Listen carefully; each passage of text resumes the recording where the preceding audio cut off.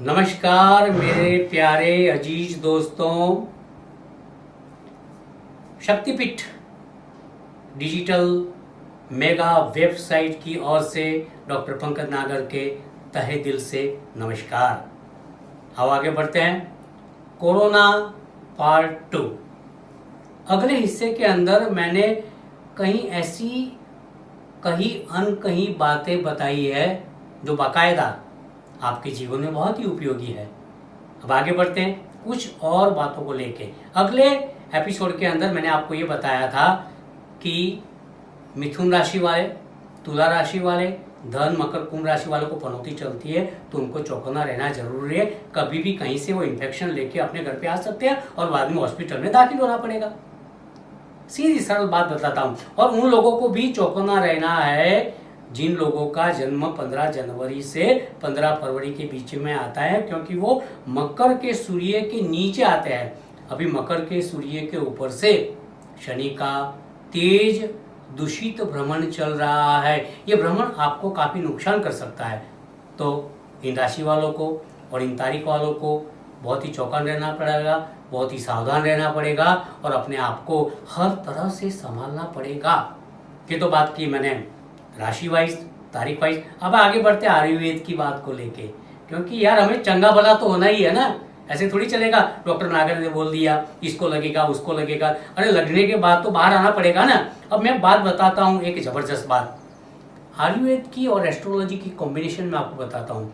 देखो आयुर्वेद की जहाँ तक बात चलेगी तो मैं इस मौके पे अपने बेटे यानी मेरे लड़के का नाम अवश्य आपके सामने दूंगा। उनका नाम है डॉक्टर रोहन पंकज नागर।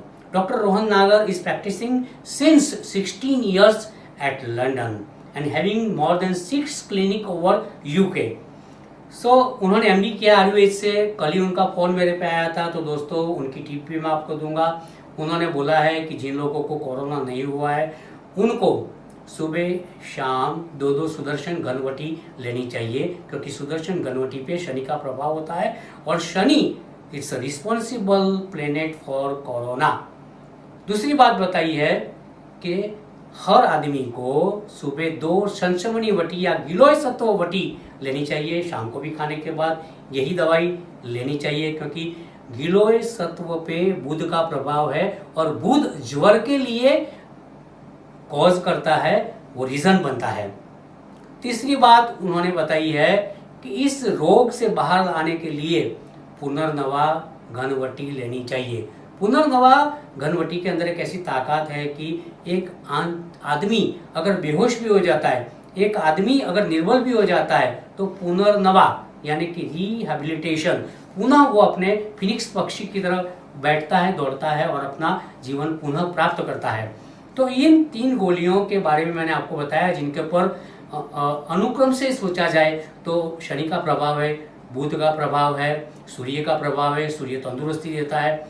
आगे बढ़ते आयुर्वेद की बात को लेके, मंगल का प्रभाव स्पाइसिस पे है। उन्होंने ये भी बताया है कि तज, काली मिर्च, अदरक, हल्दी, अजवाइन, इन 5 चीज को इकट्ठी करके उसको उबाला जाए।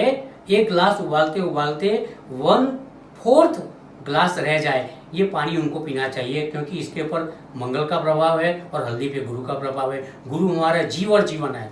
तो इन बातों को ध्यान में रखते हुए आयुर्वेद एस्ट्रोलॉजी का कॉम्बिनेशन आप भी अपनाइए और आप भी तंदुरुस्त रहिए। आगे बात करते हैं ग्रहों की।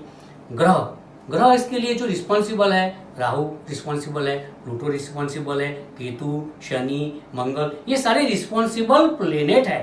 तो इनकी दूषित असरों से मुक्त रहने के लिए हमें शिव पूजा करनी चाहिए, क्योंकि शिव मृत्यु के देव है।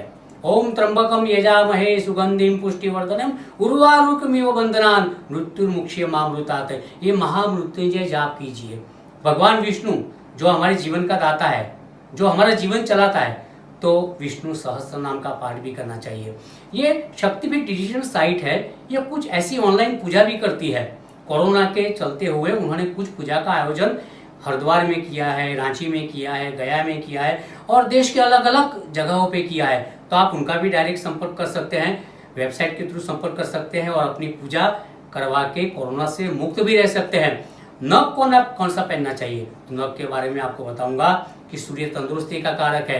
पंच धातु के अंदर सूर्य का नग धारण करो, गुरु का नग धारण करो, तो आपको काफी फायदा मिलता है, क्योंकि गुरु जीव है और सूर्य तंदुरुस्ती का कारक है। शिव जी की पूजा कीजिए, माँ जगदम्बा की पूजा कीजिए, विष्णु भगवान की पूजा कीजिए, तो आपको इस कोरोना से मुक्ति मिलेगी। मोक्ष के लिए क्या किया जाए, क्योंकि कोरोना की डेड बॉडी, जब पेशेंट होता है उसकी डेड बॉडी प्लास्टिक चेन के अंदर डाल के, प्लास्टिक कवर के अंदर डाल के, चेन के अंदर डाल के, जीप चेन के अंदर डाल के उसकी सीधी जलाई जाती है, ताकि हमको ये डर रहता है कि इस आदमी का मोक्ष होगा कि नहीं। उसका 10वां 11वां 12वां 13वां तो अलग जगह पे रह जाता है, हम सारे चिंतित रहते हैं। लेकिन दोस्तों, शक्तिपीठ डिजिटल ने इसका भी रास्ता दिखाया है और मैं भी आपको रास्ता दिखाऊंगा। मोक्ष के लिए जो कारक ग्रह है केतु है।